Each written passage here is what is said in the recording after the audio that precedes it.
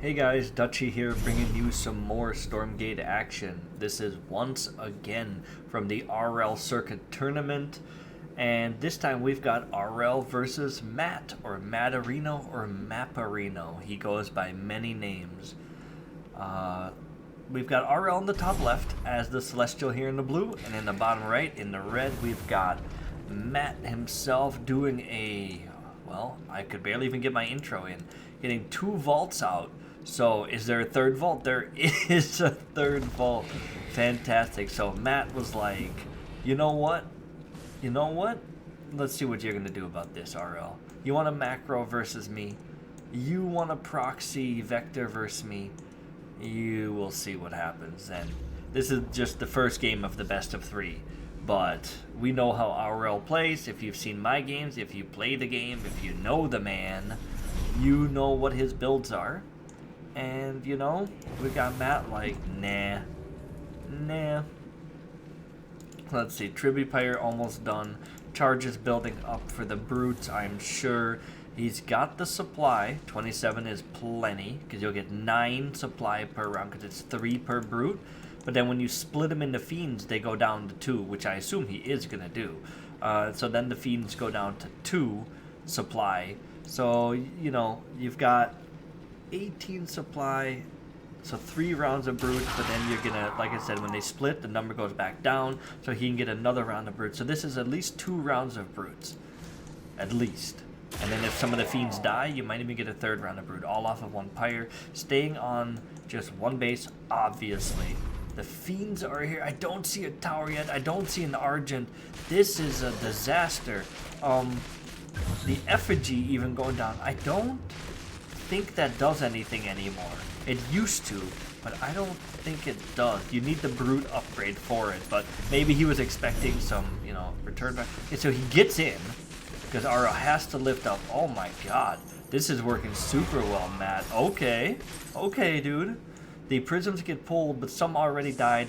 Oh, decent engage for the prisms there, but this is a lot of fiends, man, and the prisms are starting to die. That is, the fiends will go down, but down to 7 prisms. More fiends show up here. He's not mining with any of these prisms right now. He really wants to get the wall. There's no tower on the way. The fiend doing the dance. The arc ship going down and landing. There is a Argent done now, though, and I do see a surge available. Are we going to see a surge on this for another Argent? It doesn't have the money for the Argent. Okay, so we do see the surge and we do see the Argent. Okay, at this point, though, what are we looking at here? We still got 9 here. Supply lead in Matt's favor. The wall is up. If there was a adjudicator note, I would feel a lot better, but is there...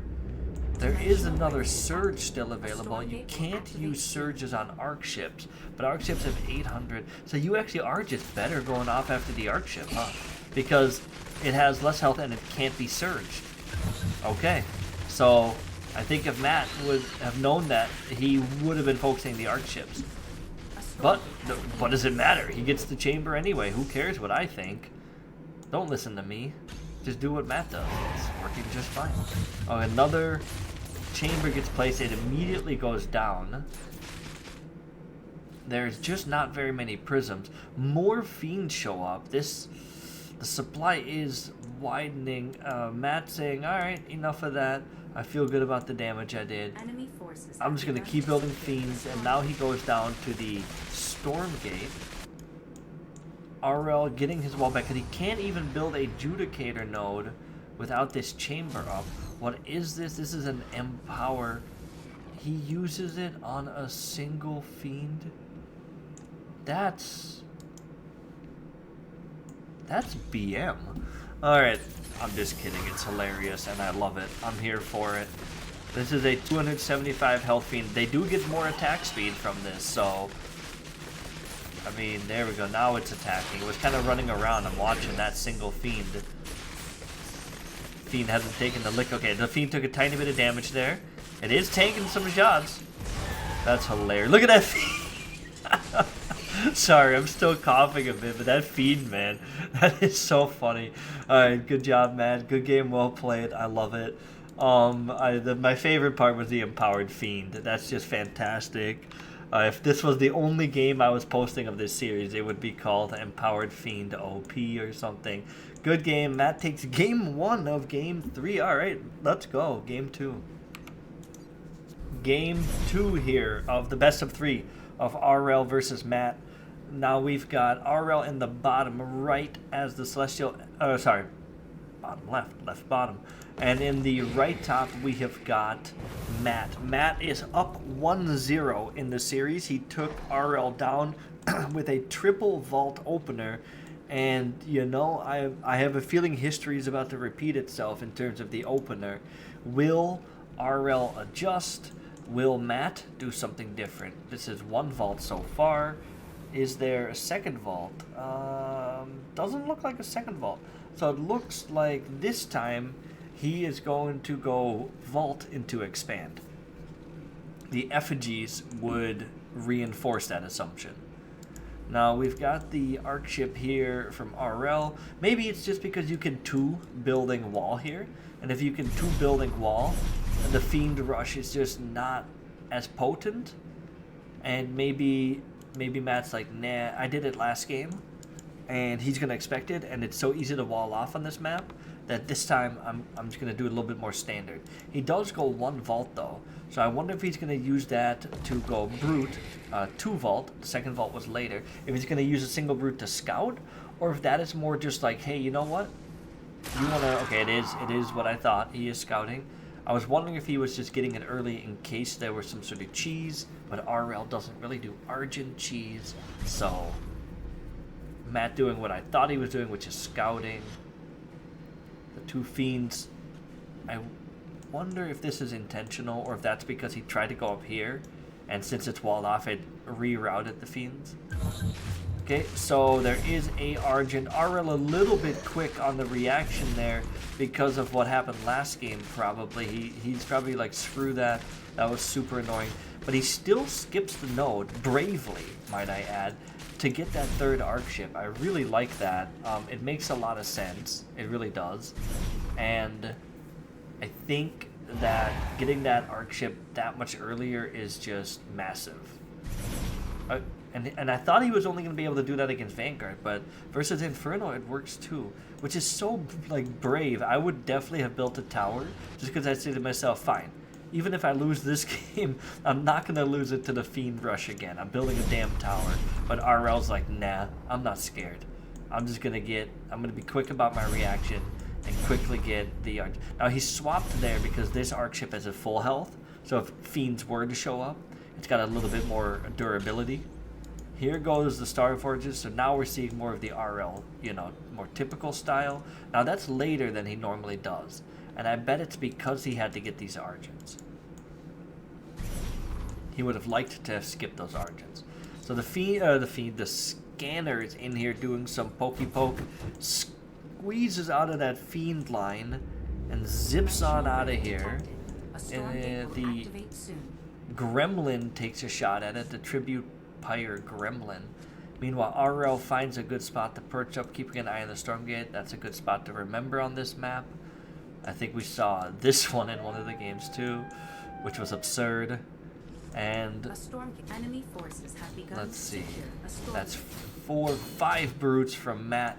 I don't think Aureil is going to have any way of contesting that.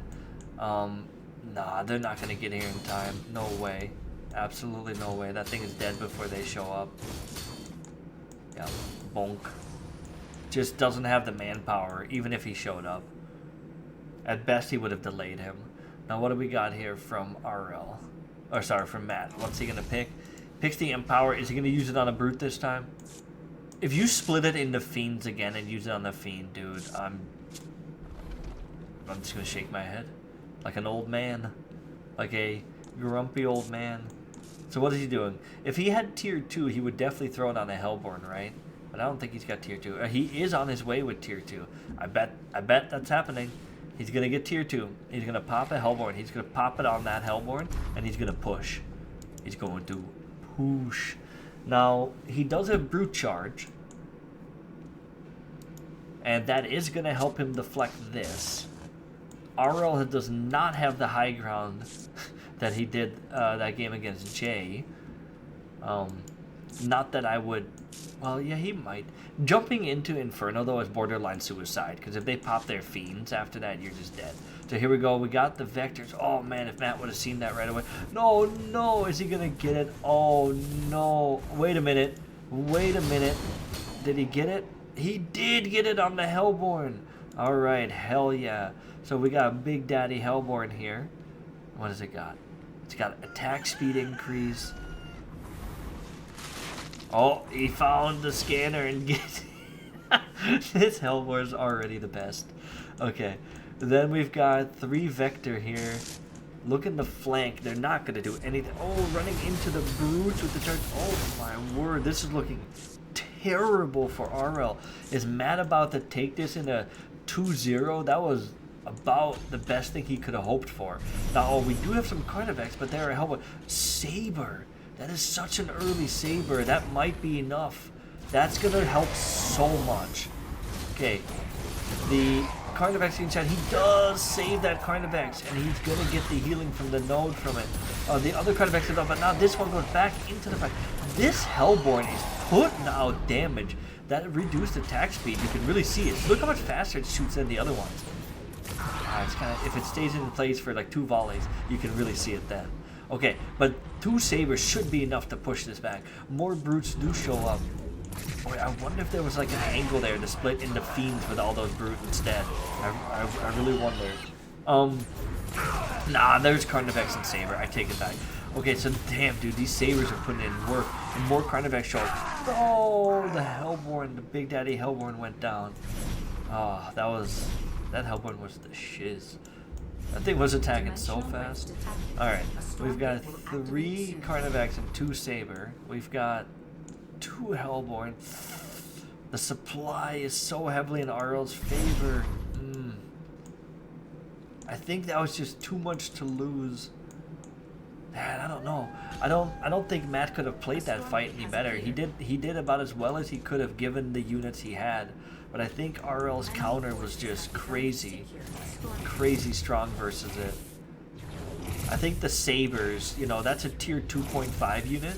And then he has this for the Hellborn, which are the Hellborn, Matt's Hellborn definitely would have been enough for the Carnivex. But those Sabers, they were also so good versus the Brutes, right? Because they're heavy units as well. So, like, damn, dude, the Sabers were just cracked in that fight. Okay, so 4 Sabers being picked up there. This is the only dropship Celestial gets. Now, I'd be scared to do this, because if my opponent has Twilight Spire, and they just pop out like a little pack of Twilight or Shadow Flyers, this thing is dead, and then that's 4 Sabers dead. So this to me is risky, honestly. But Aureil taking advantage. He does see right here the Twilight Spire, right? It's about to get done. He might even be able to kill that before it gets done. But let's see. Does that result in Shadow Flyers or no? Over here, Carnivex doing their thing. There's just not enough for Matt. He doesn't have enough to deal with both sides. 2 more Hellborn here. That'll help for the fight here. Okay, there we go. The Hellborn doing their thing. But he really wants Shadow Flyers here to knock that out. And I mean, he has the resources. Let's see, it's 75. You would need like 225. Yeah, it's just not enough. He knows the supply difference, and even if he kills that, it's, Aureil's has got such numbers at this point that, yeah, Matt sees it, taps out, GG. The series is now tied 1-1. We are on to game 3.